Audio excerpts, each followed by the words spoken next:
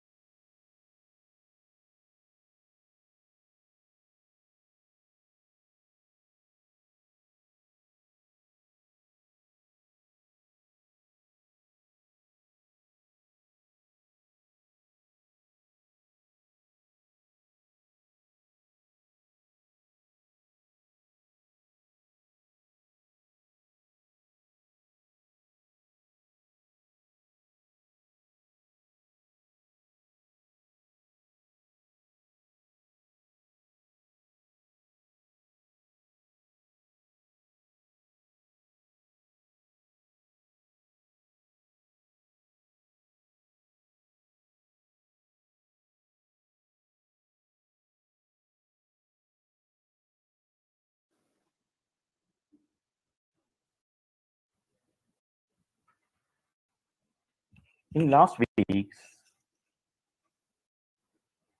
we talk about how to listen to users, how to convert UX findings to UI design, how to develop UI design is today's topic. So first we start with different segmentation and how to talk to different segment of people and how to collect their insights and analyze their insights. After that, we talk how we can find the UX findings we got from that interactions. Then how we can plan a UI design based on that information. Now we will talk about how to develop UI design. In today's session, we'll talk about wireframe, developing the wireframe. It includes shapes and size, what are the things to be considered, and inclusive design, how to include all category of people to the design, or how to consider their requirements in the design, then designing rules. What are the rules we have to follow? Then in mockups, we talk about color selection, then semiotics, that is sign language. Then in interactive design, we'll talk about designing tools.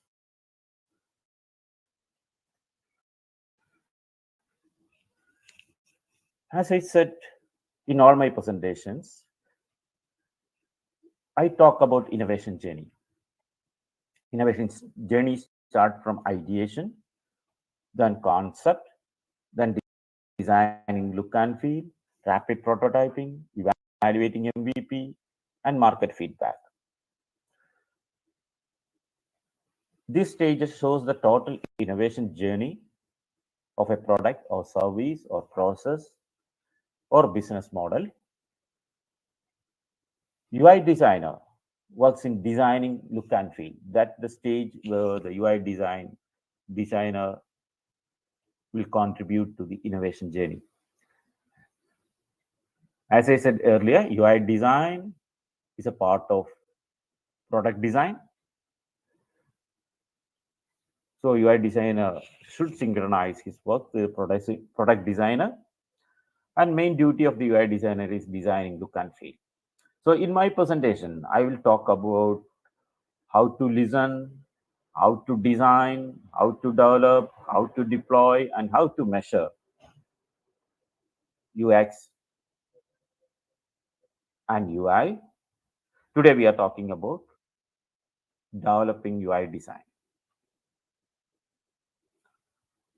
Of course, you are free to share my presentation to your colleagues and friends. And I expect your comments, questions, and if you like my presentations, you can do it in the comment box, or you can share to your friends.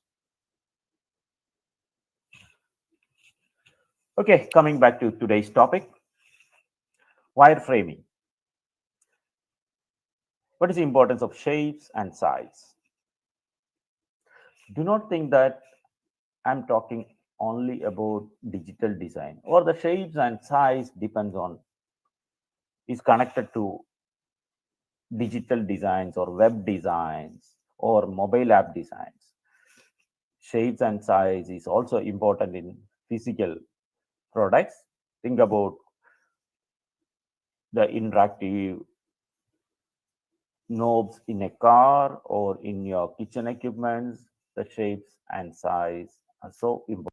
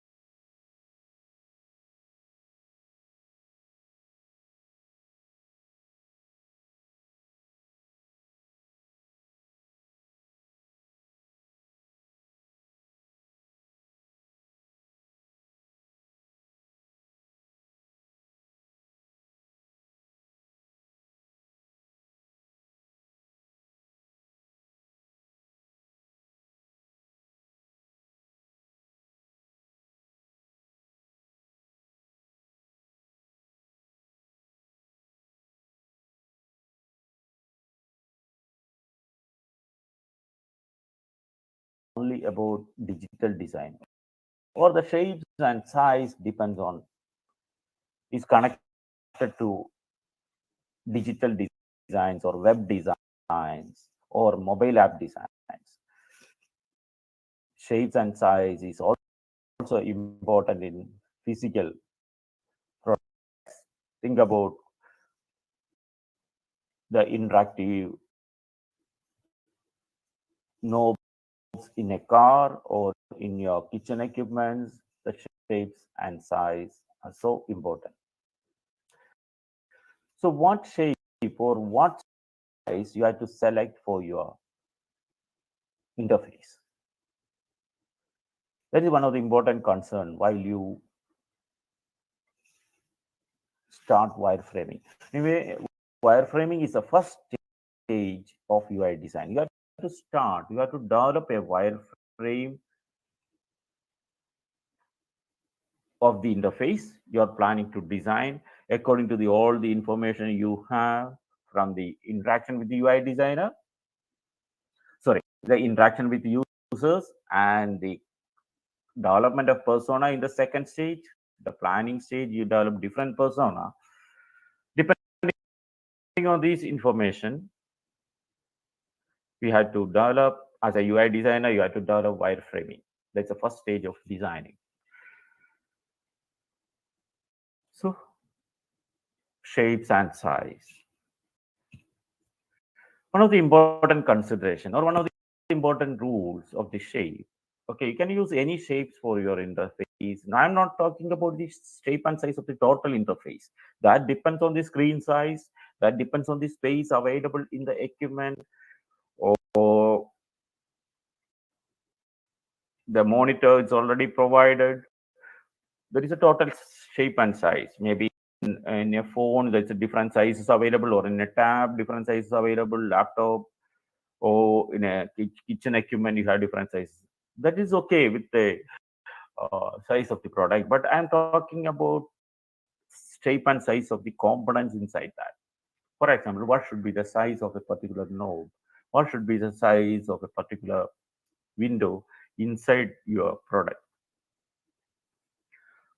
The best thumb rule is always depend on persona. Persona plays a major role in designing. As I uh, always advocate, you have to design for different personas, and you have to keep the persona in your mind while designing. Don't depend on your intuitions.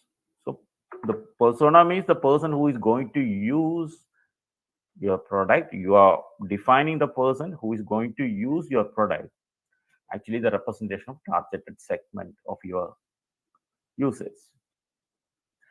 Better go for square and round shapes. If you are designing for 10 years and lower, and 60 years and above, also better to go for round and squares. In between that, especially in the middle age, 20 to 30, you can use any shapes because of the age and their biological factors. They could not identify or they could not differentiate different shapes. If can't differentiate between different shapes, the communication you are conveying through that shape may have errors. So better go for the different shapes or variety of shapes. If your persona is in middle age, and for the elders and youngsters means teens. I'm not talking about the teens, it's around 10 years. So it's better go for squares and round shapes. Okay, how you can do this type of differentiation in your design? Based on the persona, or you have to design for different persona, and based on the persona, they can select what the interface they need. It depends on the registration process of the user, or you can use any different methods to get what type of user is in front of the product or who is using it now. Based on that, you can change the interface or shades. Then comes to size, especially the font size. Same principle is applied. So bigger fonts to be used for users around 10 years, also for 60 years, but smaller fonts we can use between 20 and 30.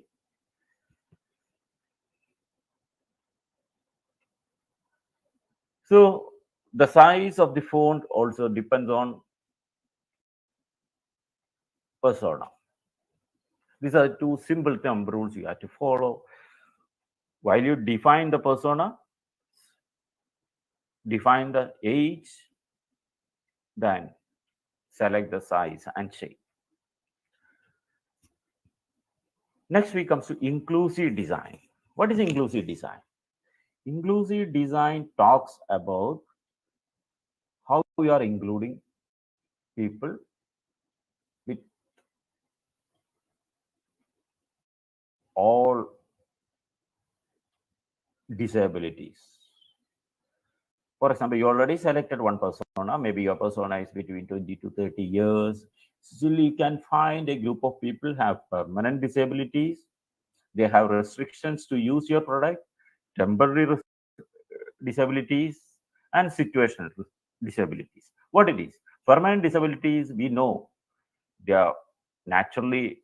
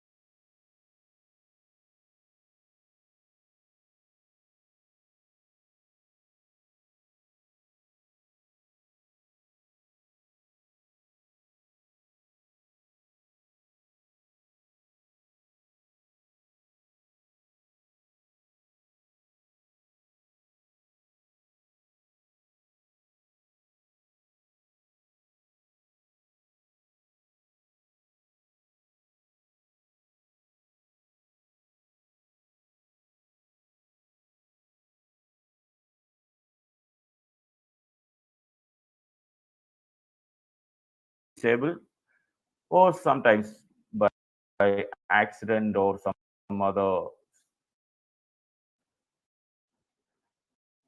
tragedies happen to their life and they could not perform as a normal human being and they're permanently disabled. Maybe in the touch, they have one arm, example, one arm or something.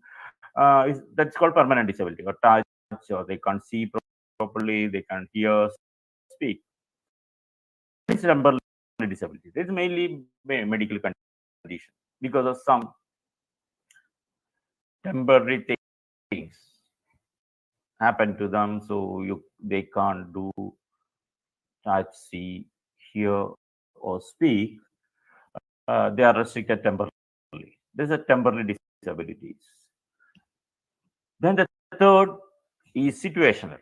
That is more important when you design your product, because for the permanent disabilities we know how to design a product for permanent disabled people, because the product is specifically meant for them, or we can include them, and it's very the percentage of people is having permanent disability is very low compared to the total population we are targeting. And temporary disability is a matter of time, so after that they will recover from that. That also people can accommodate. What about the situational disability? That's really interesting. What it is actually, situational disability. Because of the environment, the user is disabled. For example, a new parent, a mom carrying kid, she's disabled at that moment. A driver is disabled while he's driving.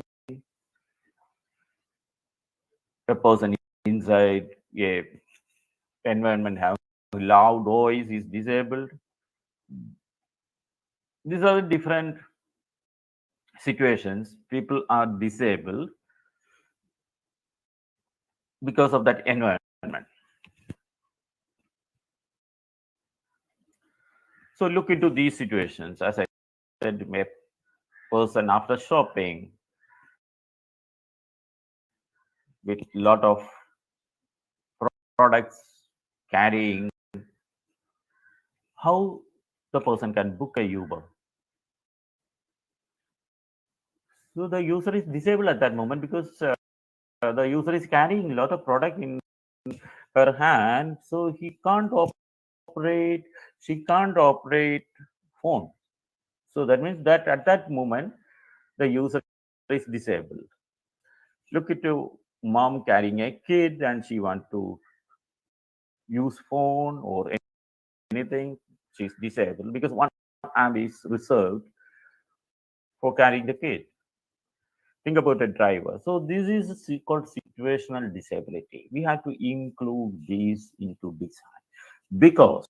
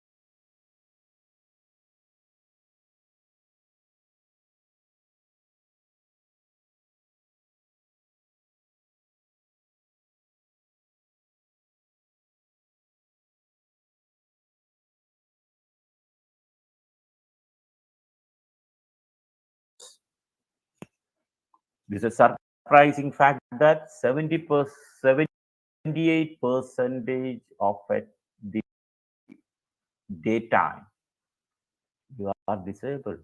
A user is disabled. Situational disability affects 78% of daytime of a user. This is really interesting fact, and 78% of daytime, that means you have to consider it very seriously, because the user has to use the product in between. For example, you are designing an app, you are designing a product. So 78% of the daytime he is engaged with some other activity. In between that, the user has to use your product. So UI designer should consider this fact.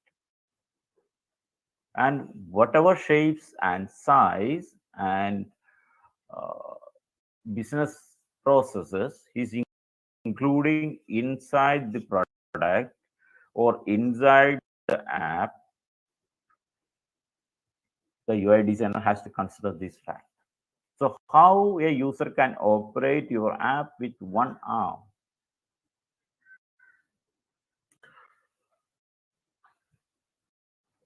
Or how a operator can operate your equipment in 3 seconds time, within 3 seconds. That's one of the thumb rule we use in driving, because if it's more than 3 seconds, driver get distracted. So avoid that. And how easily he can identify the knobs without looking to that. These are the facts. These are the situational conditions you have to consider while designing.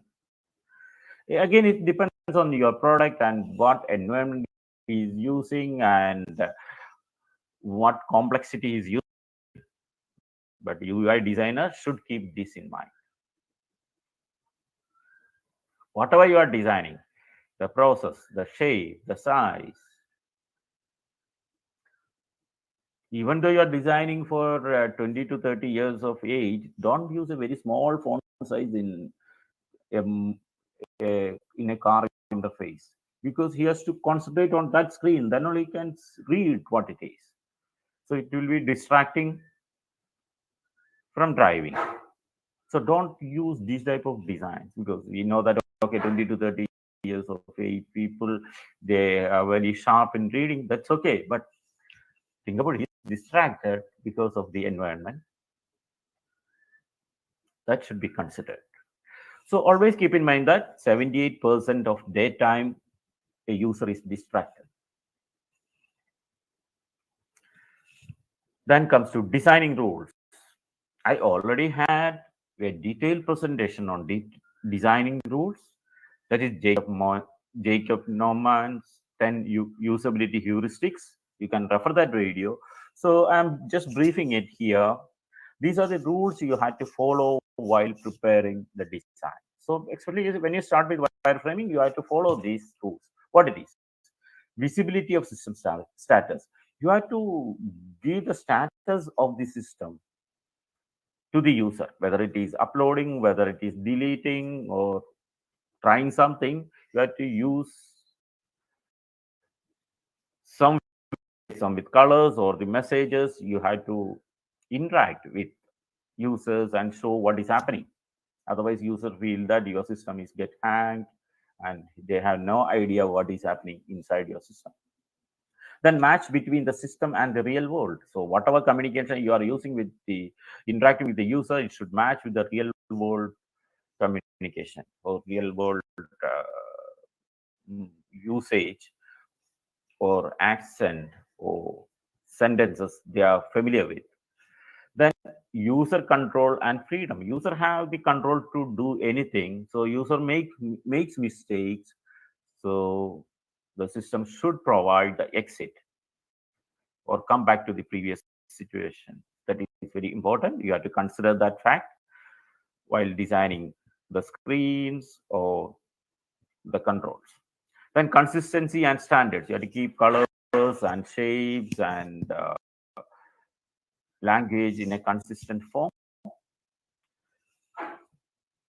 The fifth one is error prevention. Prevent errors before user commit mistakes. So some situation you have to do the double check or the process to be designed to prevent errors like taking the password 2 times.